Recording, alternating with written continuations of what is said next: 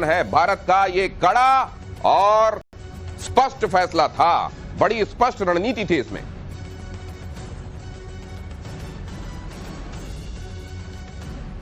ये भी देखिए आप कि सैन्य ऑपरेशन जनरली पहले ये इस तरीके से इसको डिमार्केट कर दिया जाता था कि ये तो सेना कर रही है, ये तो सेना का काम है। इस समय किसी एक मकसद के लिए पूरा देश एक है। ये बात और है कि उसकी जो रण में जाने वाली बाजुएं हैं, जिनको हम आर्मी कहते हैं, वो जा रही हैं, अपना काम कर रही हैं, लेकिन दिल दिमाग हर एक ऑर्गन आप कह लीजिए साथ में खड़ा हुआ है। ये एक पहले से बड़ी तब्दीली।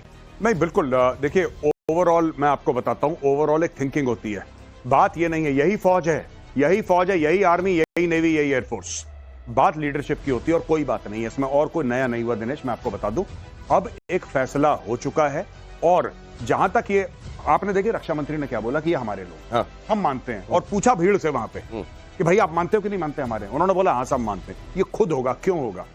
एक तो जो कश्मीर में तरक्की चल रही है, पहली बात ये। दूसरी बात यह कि पाकिस्तानी फौज, आपको पता है पीओके में एक रहने वाला नागरिक, उनके पास कंपनी नहीं है जिससे सिम कार्ड ले लें। सिम कार्ड जिस कंपनी से लेते हैं वो फौज की कंपनी, आपको पता है? वहां पे Pakistan army, Pakistan military, ISI एक टेलीकॉम कंपनी चलाती है जिसका सिम कार्ड उन लोगों को लेना है, राइट? उनको वहां के जो बाशिंदे हैं। तीसरी बात, वहां पे जो भी है वो वहां पे इलेक्टेड नहीं है, वहां पे अपॉइंटेड है। वहां पे कोई पंजाब से अपॉइंट करा है, वहां पे आईजी, जैसे हमारे यहाँ डीजीपी होता है, वहां पे आईजी, इन लोगों को अपॉइंट करा जाता है। वो एक जिसको कहते हैं कि गुलाम है, उसका नाम आप आजाद पंजाब क्यों नहीं कहते भाई साहब? आजाद सिंध क्यों नहीं कहते? आजाद खैबर पख्तूनख्वा, आजाद कश्मीर क्यों कहते हैं पाकिस्तानी? क्योंकि उनके मन में चोर है, उनके मन में चोर है कि बोलो, क्योंकि उनको पता है कि वो गुलाम है, आजाद नहीं है। तो इसको आजाद आजाद बोलो कि लोगों को आदत पड़ जाए आजाद कहने की और अपना विश्वास हो जाए कोई आजाद नहीं है, गुलाम कश्मीर है। तो यहां पर कई तरह के धंधे चल रहे हैं। एक धंधा तो वो दिखाया हमने आपको, पाक ऑक्यूपाइड कश्मीर में किस तरीके से ट्रेनिंग और लॉन्च पैड तैयार होते हैं, हालांकि भारत अब उनको ध्वस्त करने लगा है। दूसरा ये चल रहा है, वहां रिसोर्सेज की लूट चल रही है और वहां दुकानदारी धंधा आप देखिए, सिम कार्ड तक वहां अगर बेचा जा रहा है एक कंपनी बनाकर, फौज इस काम में लगी हुई है, तो फिर समझिए तिजारत करते हैं या लड़ाई। पाकिस्तान सीमा से सटे 4 राज्यों में मॉक ड्रिल, 31 मई को मॉक ड्रिल की जाएगी।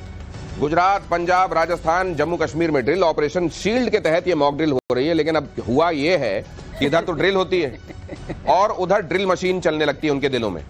और कई बार तो ये लगता, अच्छा जिसको आप एक्सपेक्ट करते हैं, मोदी जी तो इस बात के लिए जाने जाते हैं कि जो आप अपेक्षा करेंगे बिल्कुल कहीं ऐसा होता हुआ दिखाई देगा जो उसके आसपास नहीं है। कहते हैं इधर मॉक ड्रिल होती थी, उधर बांग्लादेश भी घबराने लगा अचानक। यही रणनीति है। ये मुझे लगता है मोदी जी बिग बॉस खेलते हैं इनके साथ, ठीक है? उनको पहले डरा दिया बहुत ज्यादा और ठोक भी दिया। अब मोदी जी ने बोला कि बहुत दिनों से लोग चुपचाप बैठे हैं, अब एक काम करो, एक मॉक ड्रिल करवाओ जरा। पाकिस्तान के टीवी एंकर घबरा रहे हैं कि आपको क्या लग रहा है, भारत ने कल मॉक ड्रिल के बारे में बोल दिया है, क्या दोबारा ब्रह्मोस मार सकता है? वहां पे ये टेलीविजन स्टूडियोज में डिस्कशन हो रहा है और यहाँ पे मॉक ड्रिल हो रही है, वहां पे पसीने छूट रहे हैं। आपको क्या लगता है हमें क्या फौरी तौर पे हमें क्या इंतजाम करने चाहिए? हम कैसे बच सकते हैं? भारत में मॉक ड्रिल हो रही है, उनको लगा फिर से ब्रह्मोस आ रहा है। तो ये कुछ दिनों में तो भारत को ये भी कहने की जरूरत नहीं पड़ेगी कि हमारा एक ऑपरेशन है जिसको हम कंटिन्यू कर रहे हैं जी। बस बीच में कहना पड़ेगा कल ड्रिल होगी, कल मॉक ड्रिल होगी। नहीं तक पहुंचना नहीं, कल मॉक और अगली खबर यह है कि भारत में बने कावेरी इंजन की रूस में फ्लाइंग टेस्टिंग। कल आपको ये मेजर गौरव आर्य बता रहे थे कि जिस समय हम बात कर रहे हैं वहां पर इस इंजन की टेस्टिंग हो रही है। भारत की 5वीं पीढ़ी 5th जनरेशन के फाइटर जेट AMCA में हो सकता है इसका इस्तेमाल छोटे फाइटर प्लेन में भी लगाने का की योजना चल रही है। लंबी दूरी के स्टेल्थ ड्रोन में इस्तेमाल की भी योजना है। कावेरी इंजन किन मायनों में खास है और ये हमारे लिए कितना बड़ा माइलस्टोन होगा, हमारा डेवलप किया हुआ इंजन अगर हम लगा सकते हैं इन फाइटर जेट्स में? तो इनफैक्ट कल सर ने बताई थी, बहुत प्यारी बात बताई थी कि कावेरी जब बनाया था तो उसके अंदर उतना थ्रस्ट पैदा नहीं कर पा रहा था कि तेजस को वो टेक ऑफ करवा ले, उड़ा ले। तो अब क्या करा कि उन्होंने बोला एक तो हम फर्दर डेवलप करेंगे कि उसकी कैपेसिटी बढ़ाएंगे। दूसरा, फ्रांस की एक कंपनी है साफरान जो कि इंजन बनाती है, राफेल में भी साफरान के इंजन लगे हैं। उस कंपनी को यह बोला था कि साहब आप भारत में आके को प्रोड्यूस करिए और 100% ट्रांसफर ऑफ टेक्नोलॉजी दीजिए। और तीसरी चीज जो यूकैव है, यूकैव जिसका नाम घातक है, घातक में वो कावेरी का इंजन लगाया जा रहा है जिसमें कि जाहिर सी बात है पायलट नहीं, उसमें पायलट नहीं है, उसमें स्टेल्थ के फीचर्स डाले जा रहे हैं और वो ऑटोनोमस है, वो उड़ेगा यूजिंग आर्टिफिशियल इंटेलिजेंस, कंट्रोल करा जाएगा और पाकिस्तान में जाएगा। मैं ये भी सुन रहा हूं पीके श्रीवास्तव सर कि ये कावेरी को लेकर और अचानक AMCA को लेकर भारत के इस कदम से रशिया और अमेरिका भी सरप्राइज्ड है।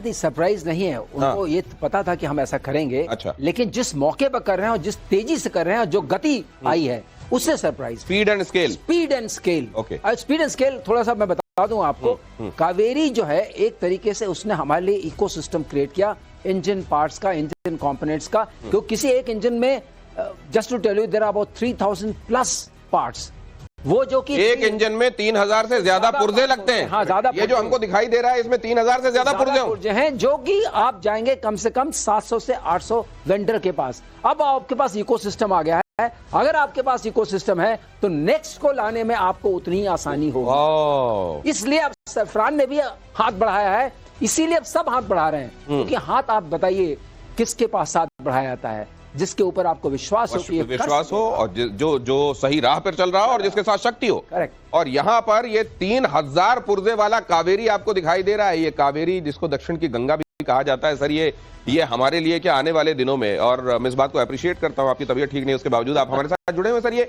किन मायनों में हमारे लिए ये गेम चेंजर हो? देखिए, किसी भी फाइटर एयरक्राफ्ट का सोल जो है एरो इंजन होता है। हाँ। और एरो इंजन इस दुनिया में कुछ ही देश बनाते हैं जो जाने जाते हैं। Arrow engine. एरो इंजन, ये एरो इंजन है। एरो इंजन मींस क्या हुआ सर? एयरक्राफ्ट का engine. Aircraft engine, okay. Arrow engine, okay. Aircraft का इंजन जो फ्लाई कर सकता है। कि जब भी किसी चीज से आप फ्लाई करते हैं तो उसके अंदर बहुत सारे टेस्ट आ जाते हैं। एक एग्जांपल मैं आपको देना चाहूंगा, अगर हम बनाते हैं अपने पास एम का, तो हमें 10,000 टेस्ट पॉइंट्स होते हैं, मतलब 10,000 टेस्ट हमें करने पड़ेंगे। 10,000 टेस्ट, 3000 पुर्जे, 10,000 टेस्ट, 700 से ज्यादा वेंडर। ये छोटा काम नहीं है जो इंजन आपको दिखाई दे रहा है स्क्रीन में बीचों बीच। समझिए ये क्या है? आप समझिए, इसमें हमें जो टेक्नोलॉजी जो अभी हमें थोड़ा सा हमें बीट कर रही थी, वो क्रिस्टल ब्लेड की टेक्नोलॉजी थी। Crystal blade technology. Crystal blade technology जो कि बहुत हाई टेम्परेचर पर 1500 से 2000 के टेम्परेचर पे स्टेबल रहती है। अच्छा। और वही थ्रस्ट देती है जो इंजन को चाहिए। तो उस हम मटेरियल साइंस, मैंने आपके शो पहले भी कहा था, हमें मटेरियल साइंस को किसी तरीके से हार्नेस करना है, बाकी हम कैपेबल हैं।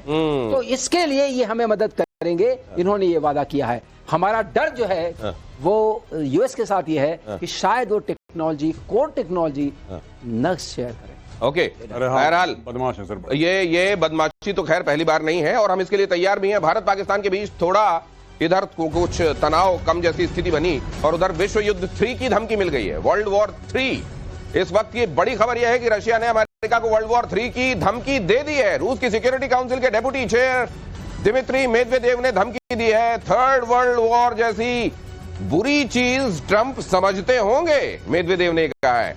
ट्रंप ने पुतिन के बारे में कहा था कि वो आग से खेल रहे हैं, अजीब पागल आदमी है और रूस के साथ वो कुछ बुरा कर सकते हैं। ट्रंप किसी भी हालत में रूस और यूक्रेन के बीच सीज फायर कराना चाहते हैं, लेकिन पुतिन इसके लिए तैयार नहीं है।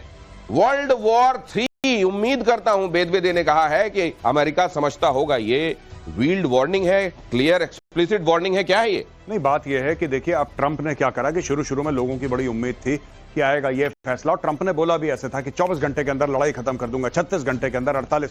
अब पता लग रहा है कि सारी फेक प्रॉमिसेस थी ट्रंप की। ट्रंप ने बोला खत्म कर दूंगा, ट्रंप ने बोला है कि देखो तुम ऐसा कर लो कल तक खत्म। उन्होंने बोला सॉरी बॉस, ऐसा नहीं होगा।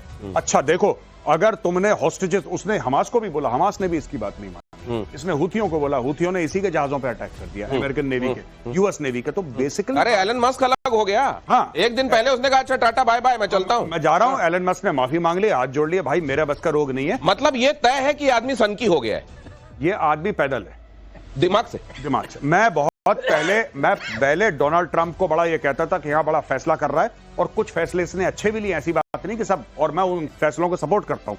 आदमी से मेरी कोई गिला शिकवा नहीं है, जो अच्छा काम करता है ठीक है, बुरा काम करता है पॉइंट आउट। ये इतना रैंडम है, इसको खुद नहीं पता कि शाम को क्या बोलने वाला है। सवेरे का बोला शाम को चेंज कर देता है, अब खुद ही बोलिए।